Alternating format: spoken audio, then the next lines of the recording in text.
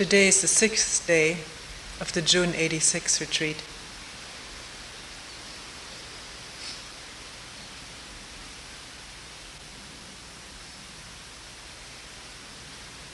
One question we did not get to yesterday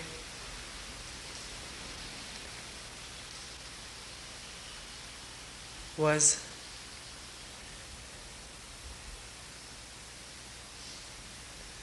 whether the activity of thinking is always a hindrance, the activity of memory always a separation,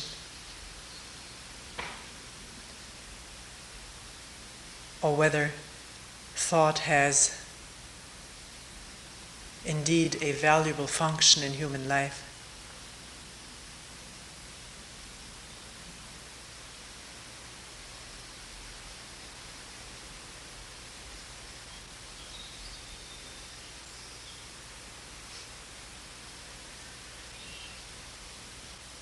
Actually, we've always thought that it is thinking that makes us human. I remember a part of a phrase that was learned in school in Germany.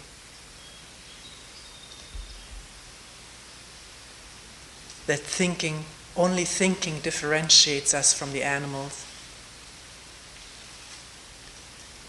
And that is the nobility of man.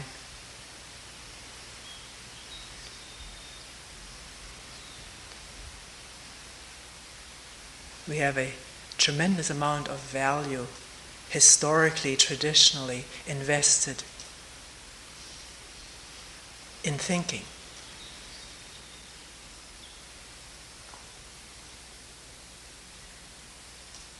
Because we can think beautiful thoughts, ethical thoughts, noble thoughts, lofty thoughts.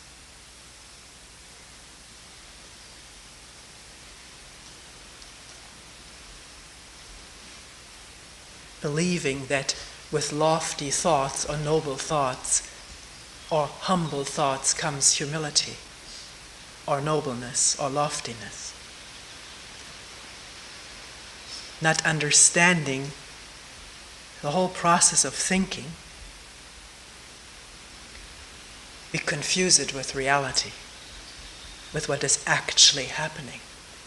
We went into this several talks ago, and all along,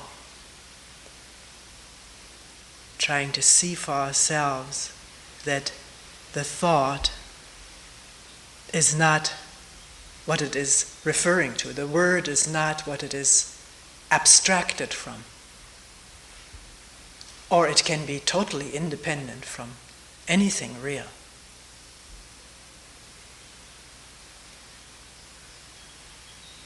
Thought inventing thought.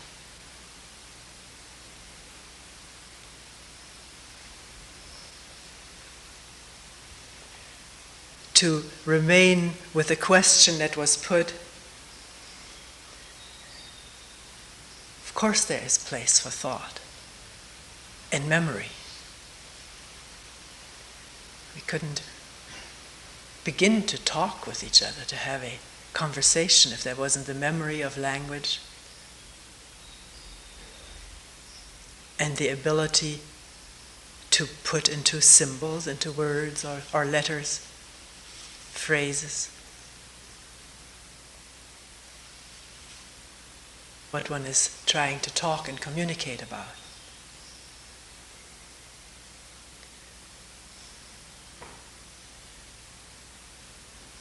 The question to start this talk out with is remembered. And if the beginning of a sentence is not remembered, then there will just be so many begun sentences and no end to them, which happens. Must be very hard to listen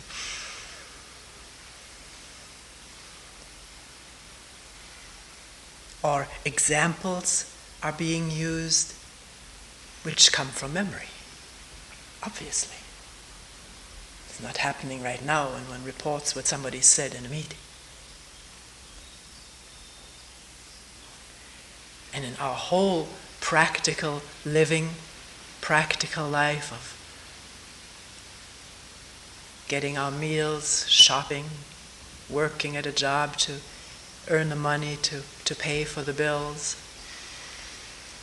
there's a lot of practical thought involved, technical thought to build a building, to build this building.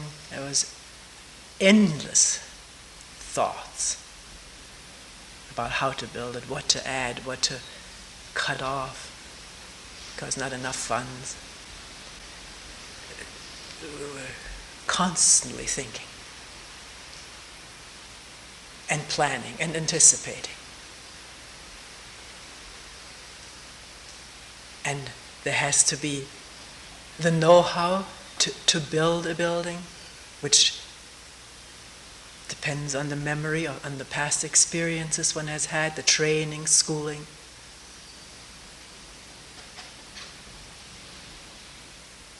Even though one can also learn on the job if one has had no training, certain jobs. But even there has to be thought to put two cinder blocks properly on top of each other. One has to have the idea of straightness. If one doesn't have that idea, it won't be straight. But one can't assume that just because practical thought is necessary. Well, let's first look at it a little bit. Is practical thought of getting a meal on the table and all that is involved with it? Here for this retreat, a lot of planning, a lot of previous plannings of previous retreats, a lot of things written down and the preparation all figured out, the shopping, the pre-cooking. Is this thought that goes into it and the memory, what was too much last time, what we were short of last time, all the calculations, is that divisive? Is that a separating activity? An enclosing one? Each one who is engaged in this has to look for himself or herself. One can be very much involved and absorbed by the amount of work, and yet is there openness? Or is one totally identified with the work there, and there is thought which is isolating? Being that work and so identified with it that if someone makes a suggestion or a critical remark, one explodes because one feels personally attacked. One may also explode because one is tired and overworked. One's threshold of endurance is lowered. Does one want to be the best architect there ever was, competing in one's fantasy with others or directly with others? Then the thought of building a building is quite secondary to the thought of enhancing the self-image. And that is isolating from everyone else with whom one competes. And the drive of achieving, of attaining superiority, excellency, shuts out whatever else is going on around one. At least that's what usually happens. So even in practical matters where thought is necessary and appropriate, does it become sticky because one is identified with what one is doing? Feeling good about oneself or bad? adequate or inadequate.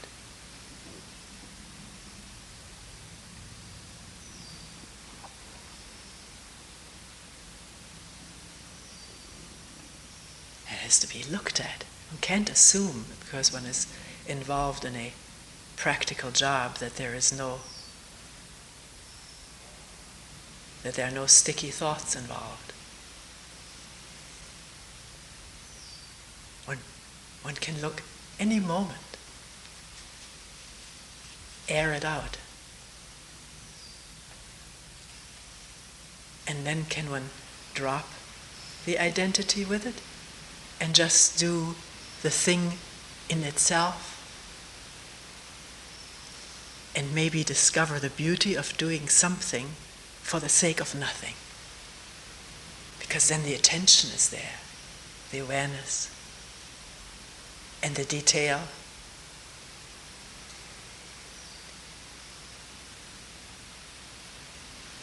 Which does not need to be brushed aside or slurred over, but can be seen. Not as means to an end, but because it's there. The grain of the wood which one wipes with a cloth. One doesn't see it, one doesn't feel the cloth. One thinks, I gotta get this done so I'm ready to do something else. Thinking of the next thing and never seeing this thing.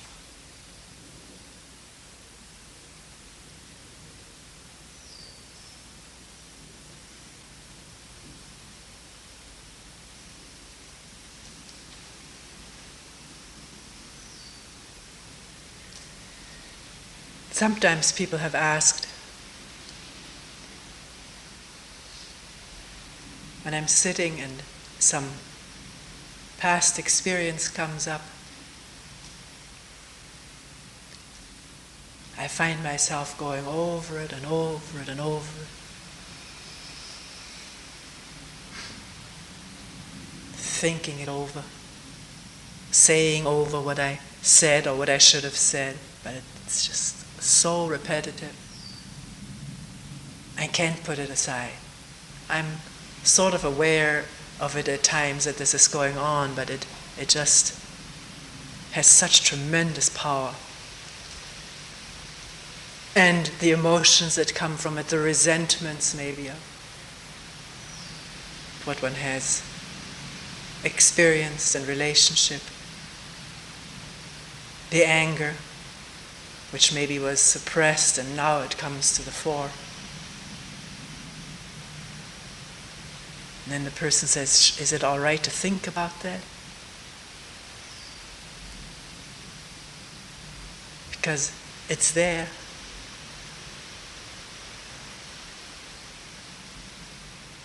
Again, how is one thinking about it? Is the memory of the incident compulsively producing the thoughts, compulsively driving the rehearsal or the repetition, the replay of the scene?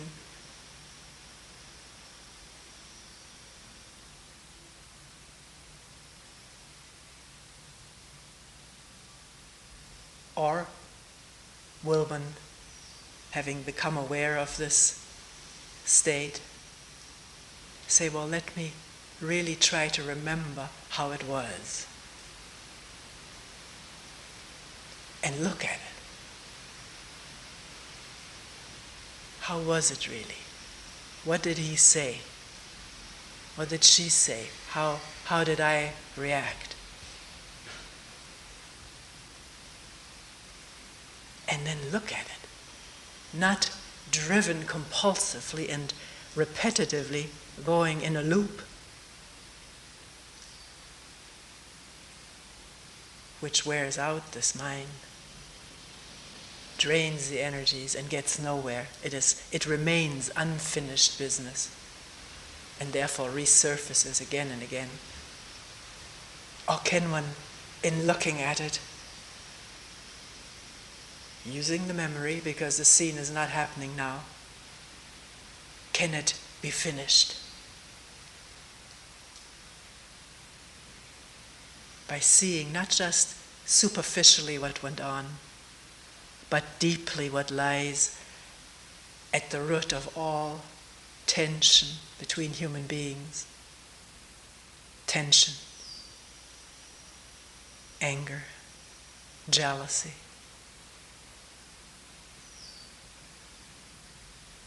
Conflict.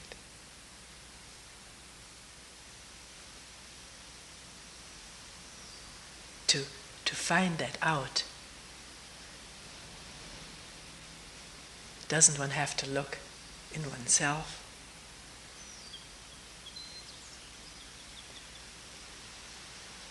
We all have considerable ability on analyzing others for their faults.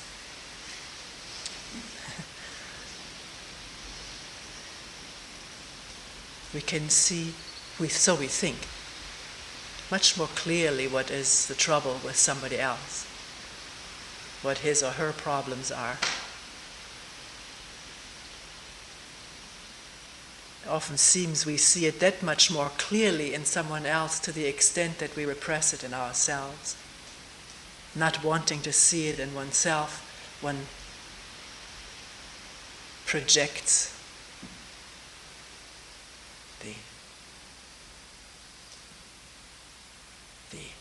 let's say the need to dominate, to accuse, to be indifferent, unloving, self-centered, that one projects on others. And resentments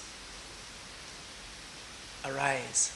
They've been laid down in sediments over one's whole life. Resentments about not having gotten one's way, being dominated, bullied.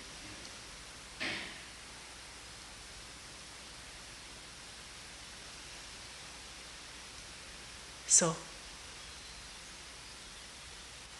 the question was, can one look at a scene like this if it comes up all the time? Of course one can. One doesn't need to ask for permission. If it comes up, doesn't one have to look at it? Turn off the mechanicalness of it. And by turning it off, I don't mean through willpower or device, technique, but by wondering what goes on in our relationship. How do we relate with each other day in and day out? What builds up the resentments? And is it possible to relate in a given situation without building up anger? Not, I must not be angry. First one has to understand it, see it, how it develops, how it arises.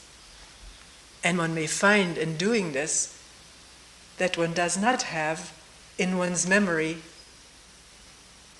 sufficient data. One has already remembered an incomplete scene. Because the scene one remembers cannot be any more complete than it was when one looked at it, when one lived through it at the time. And we don't live through things completely, seeing completely what is going on, including in ourselves.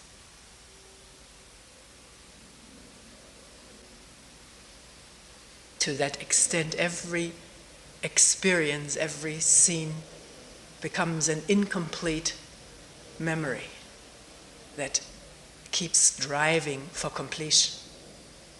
It wants its satisfaction.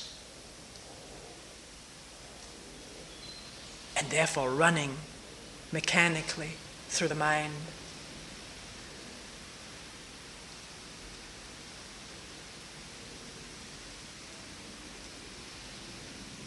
So how completely can one see anger and resentment and the source, the root of it, this moment?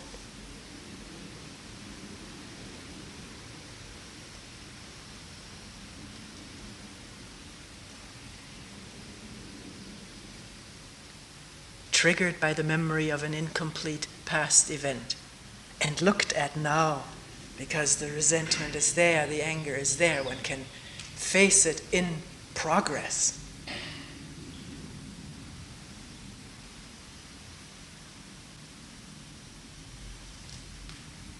And to face it, what that means, facing it, has to look very carefully. Is there the desire to get rid of it? Then one doesn't face. Then one is dominated by this desire to be done with it.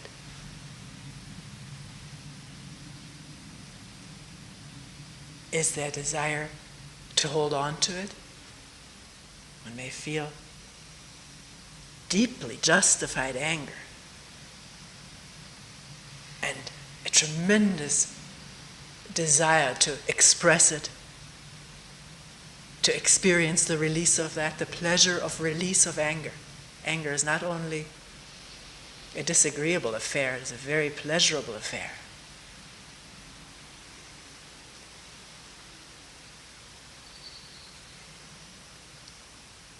Slam a door or pound on the table,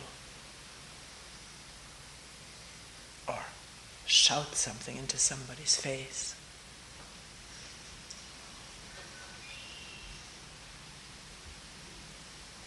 So, in looking at it, is there the desire to get rid of it or the desire to keep it there for future use?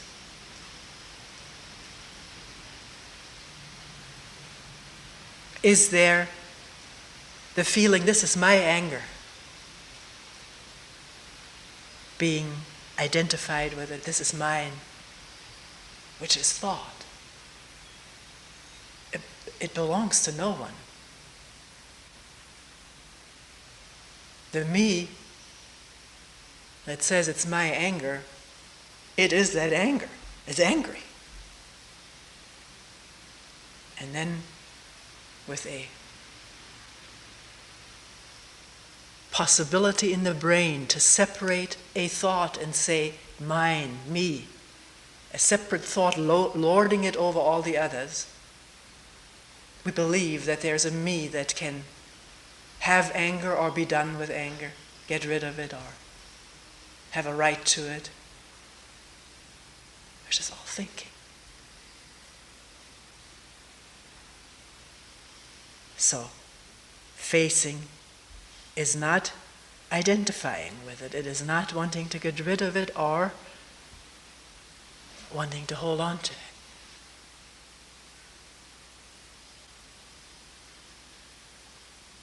It is also not the idea, I must become one with this anger, because this is what I've heard in the talks or read in the books. The way to deal with our situation is to become one with it. It's an idea. Who is there to become one with what's there? There's only what's there. And what is that? When there's no identification with it, no desire for it to come or go,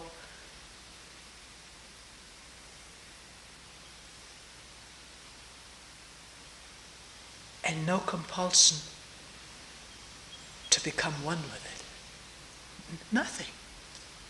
Just what's there.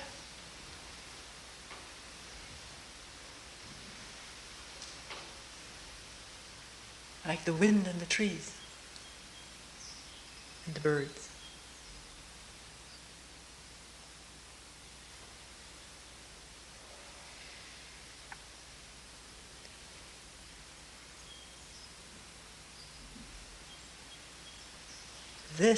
If this takes place, this is neither thought nor memory, it has nothing to do with it.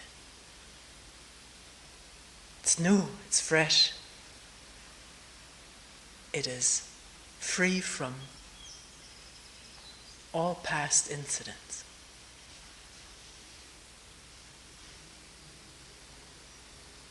Can one see that?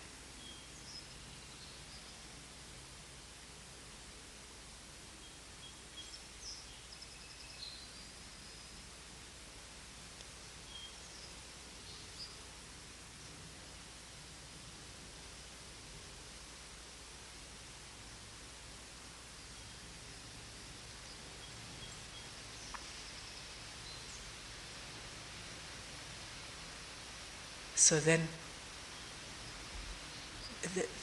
if this happens, that's finished business.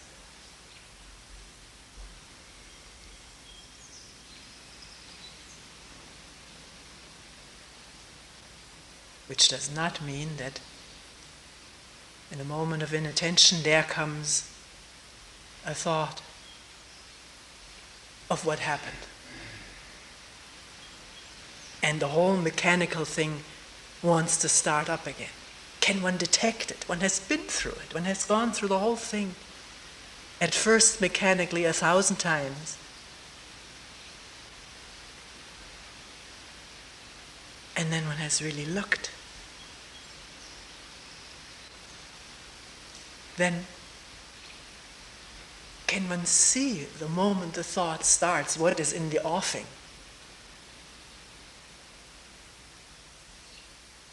And not let the energies flow into that repetitive mechanical treadmill,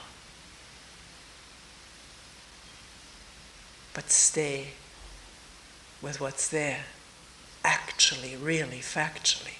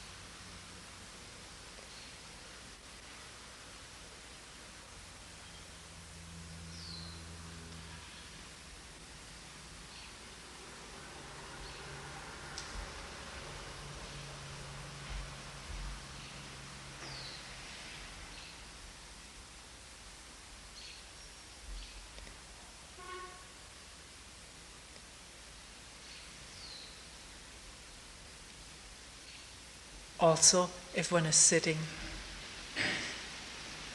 and a question comes up,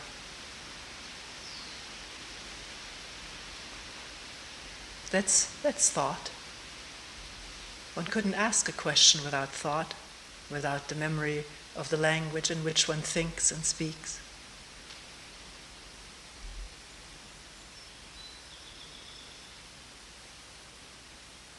One asks oneself, or one asks a question of the state one finds oneself in.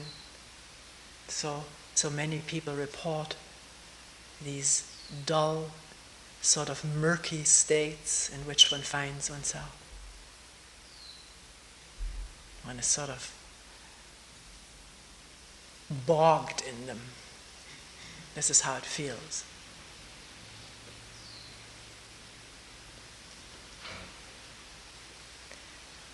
If one wasn't aware at all that this is so, one would be in it, bogged in a murky state, or trance-like state, whatever. But one does become aware of it, since one is working with all this, trying to find out what one is, what is going on, what is actually happening, other than the fantasy life that we're so familiar with.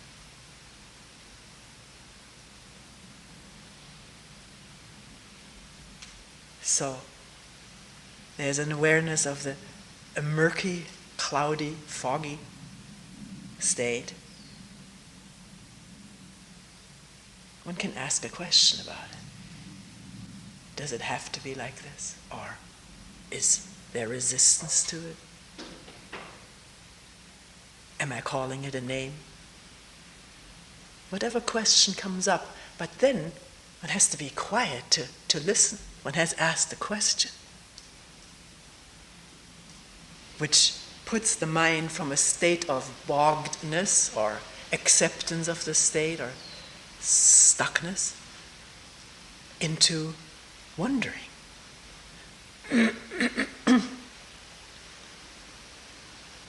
That's what the question has done. It's changed the state of mind from one of Yeah, I've just said it. To what is this? But to repetitively now keep asking, what is this? What is this? What is this? Then there's no room, space, or openness to observe, to let it show itself for what it is. To ask and then, under the impact of the question, be silent.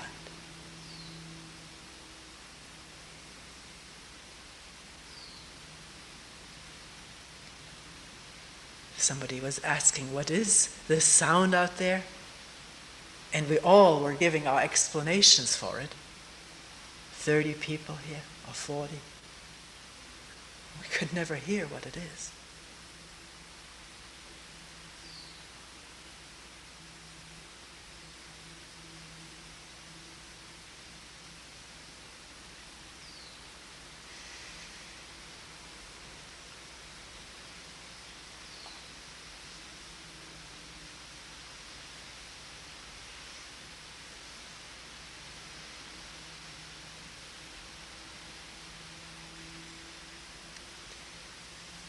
Somebody said this, you, Toni, refer to the sounds of the birds, or to the sound of the mat, or the feel of it, or the sight of it, feel of pain, or just the touching of cloth on the knee, sleeve. But thinking is also a sense. To me, it is just another sense. So why can't I be in touch with my thinking, just as with all the sounds, with all the other sense objects? What's wrong with it? First of all, it's never a question of something being wrong. This is what we add to what is said, or maybe the way it's being put, the emphasis put on it seems to evoke feelings that I'm pointing out wrong things and try people to steer people into right things. It's not the intention at all. We're questioning things.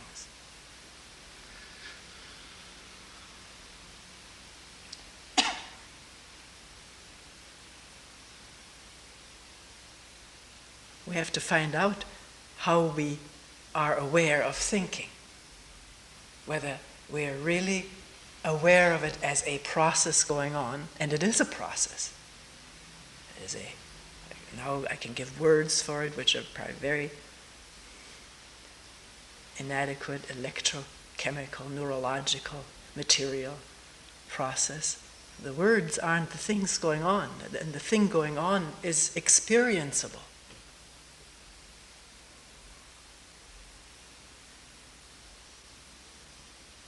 Is one aware of the process of thinking as that, and the narrowness of it, the limitedness of it? I don't mean that one can't think of 10 million light years away there is a galaxy, or myriads of galaxies. One can think about that and feel so spacious. Actually, I used to love to do that when I grew up. That was one way of getting out of the fears of the daily life. To think of the vastness of the universe and try to imagine the unimaginable distances.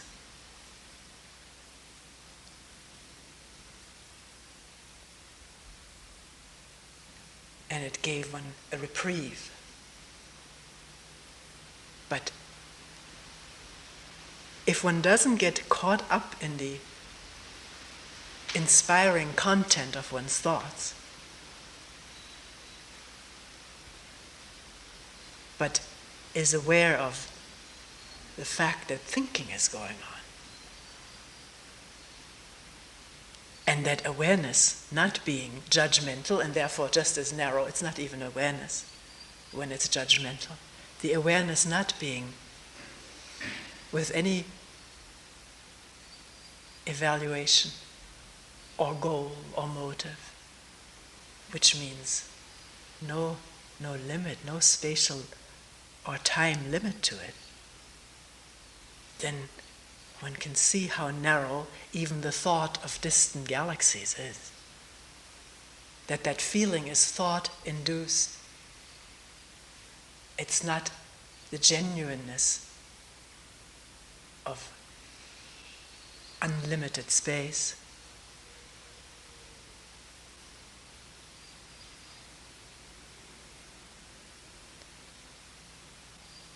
So of course, in this sense, in this way, thinking is a sense like any other. And it is perceivable, but it is tricky because we get so quickly or immediately caught up in the content of our thoughts, and they arouse our emotions. And we love these emotions, or we hate these emotions.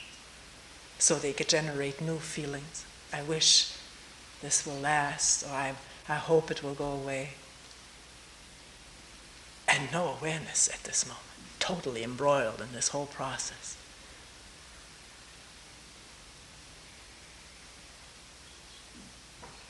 So the question comes up, and it has come up, people have asked this, is what you're talking about, this awareness, is that dependent just on the senses? Because all you seem to be referring to is wind and birds.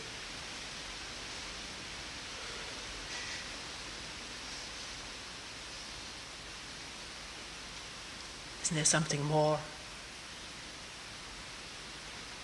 Seems a very limited thing.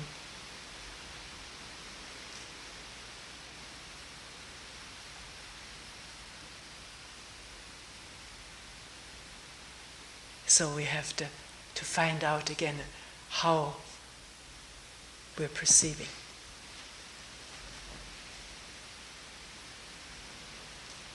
What is the quality of the perception, of the awareness?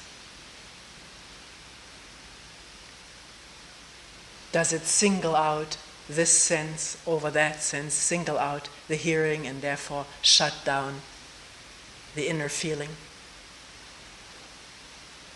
Using the hearing in order to drown out or suppress the inner turmoil?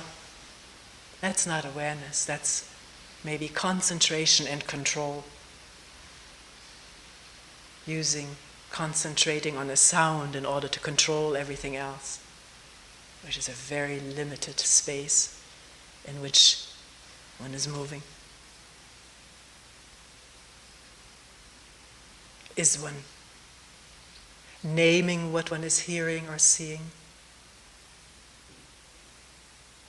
Then there is inevitable association with reaction. I like it, I don't like it. I want it or I don't want it. I'm afraid of it or I'm afraid of losing it.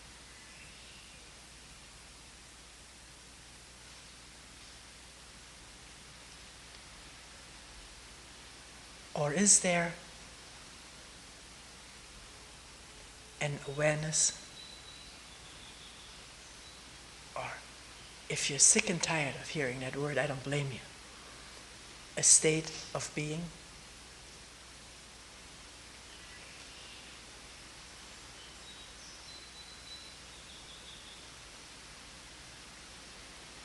In which not one sense dominates the other. They're all open. They're not, what is perceived is not interpreted or reacted to. So there is no separation of hearing and seeing and the sense of touch. And no one there in the middle as an image who has this experience or this state of being. That's thought and feeling.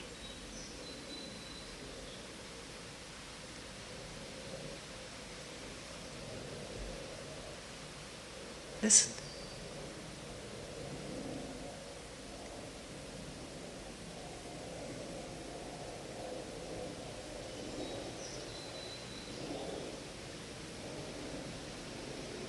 Does this perception or awareness or state of being, does that depend on that airplane or on the wind or on the tension in the muscle, feeling that? So if none of that was there was no airplane, no wind, no nothing, one was in these things are being constructed for experimentation, rooms of sense deprivation, paying students to live sort of in tubes, to see what happens. I don't think they're testing for this kind of thing we're talking about. I don't know what they're testing for. If there is no sense object, does this mean the end of perception?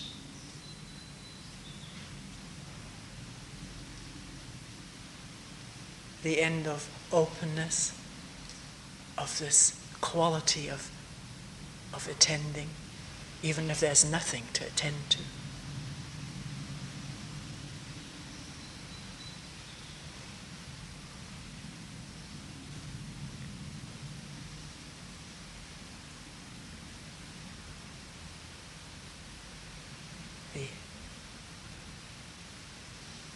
This state of being depends on nothing. That's the beauty of it. It comes from nowhere and it depends on nothing.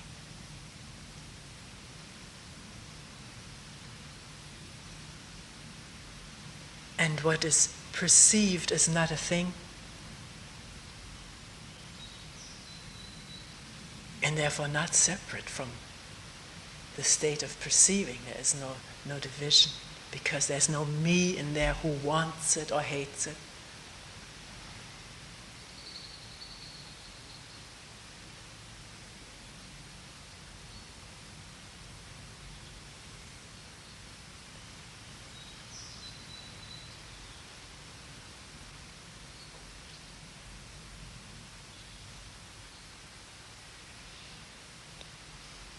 In that state, or in this state, there is no sense of time, which is created by thinking, will I have it tomorrow or in the next moment? That's thinking. You can see that thinking creates the future. In being, there's only what's here now. In thinking, there is tomorrow, and in remembering, there's everything that I went through in the past and my parents went through, which they transmitted somewhere or other to me. That's in thinking and remembering. But in being here, with this quality of attention, where is the past and where is the future? These are thoughts. Where is coming and going? That's concept. Do you see that?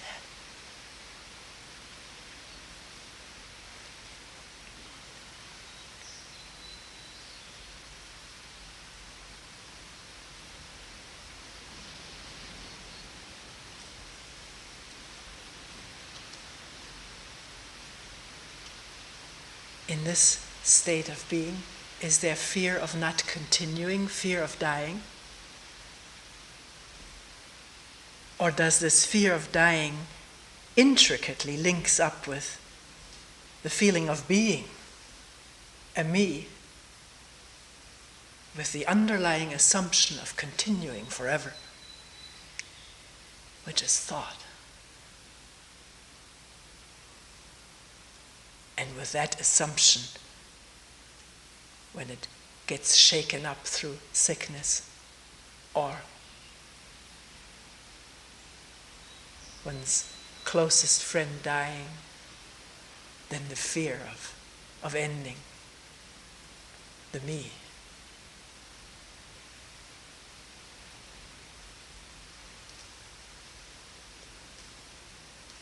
Do you see how this is all thinking?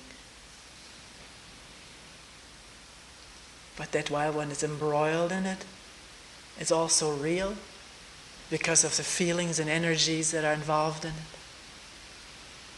that are triggered by it.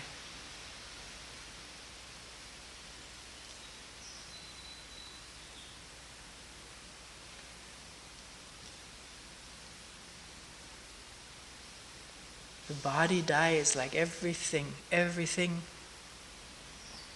in nature dies. And of course, every mechanical thing we have invented wears out.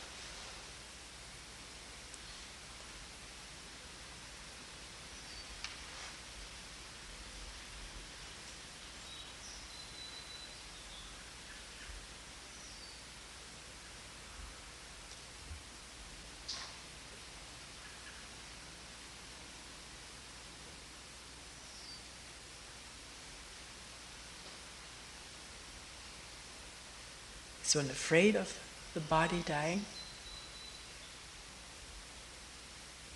And on what is the fear based? On knowing what dying is? We've never died. Of course, several spiritual traditions say we can remember our former deaths and we can remember all kinds of things, but that's memory. Incomplete memory.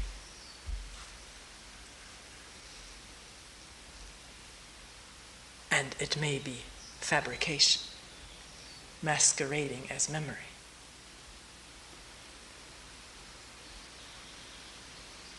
But again, we're afraid of things that we don't know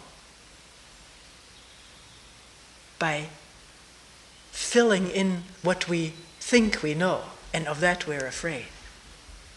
Our idea of dying. Our idea of not continuing as me. Our idea of losing our house and family and lifestyle. Maybe at the moment of dying, if one is really with it, one could care less about house and family and lifestyle.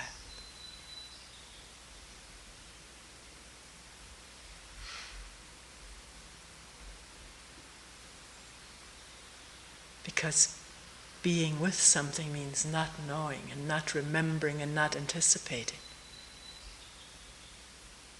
But being there in the full presence of what is.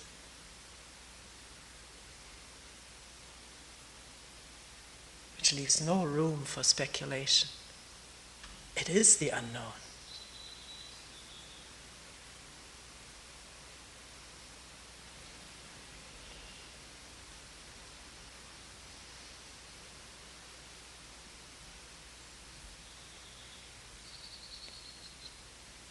Do we have to wait till we die to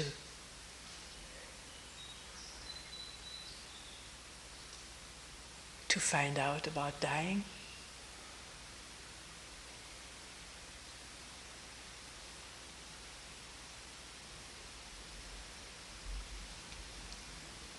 Or can there be a dying to a deep attachment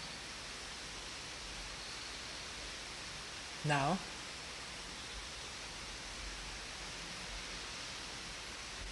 Seeing it arise, seeing how it operates in our life, how it affects us and each other, the fear that is involved in attachment, the utter limitation,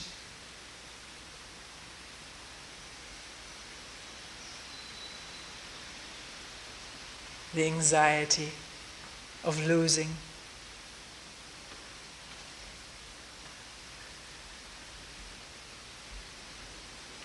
And in seeing all that, dying to it. not through the use of willpower. Willpower says, I want to die to this so I get a better state of non-attachment. And then one is attached to that.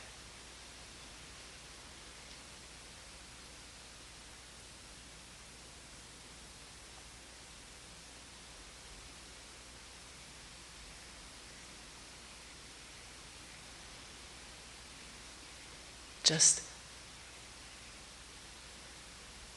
observing what's going on. Actually, the thought process.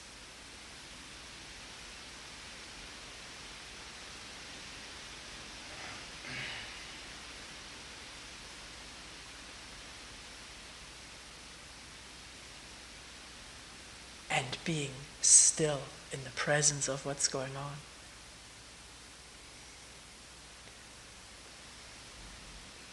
Wang Po says at one point, too ill to bother.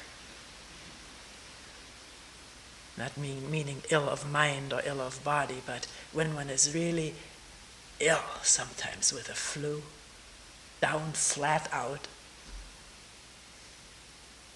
one wastes no energy on anything.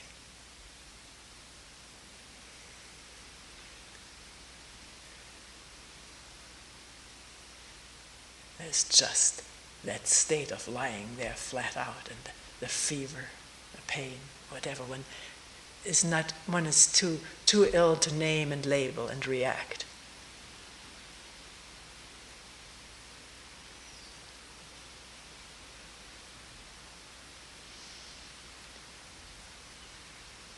Has to be careful not to make an image of oneself as the sufferer. We usually still have a little bit of energy left for that.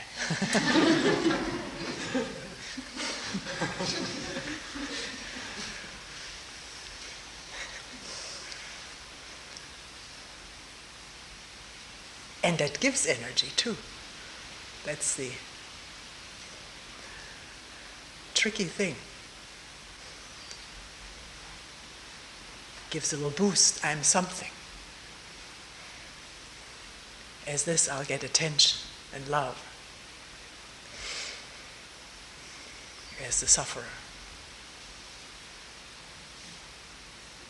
And with needing this attention, there's the dependency. And if the attention doesn't come, there's the resentment. One can follow it all the time.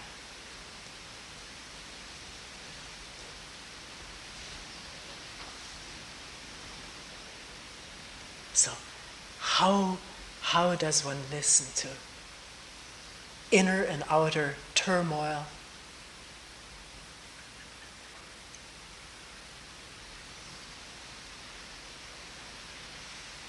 From the eye of the tornado, which is still.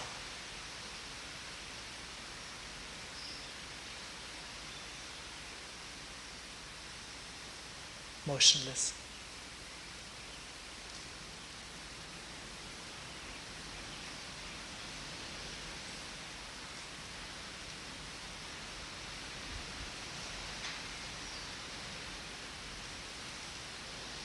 With no need to continue or not to continue. That's all noise.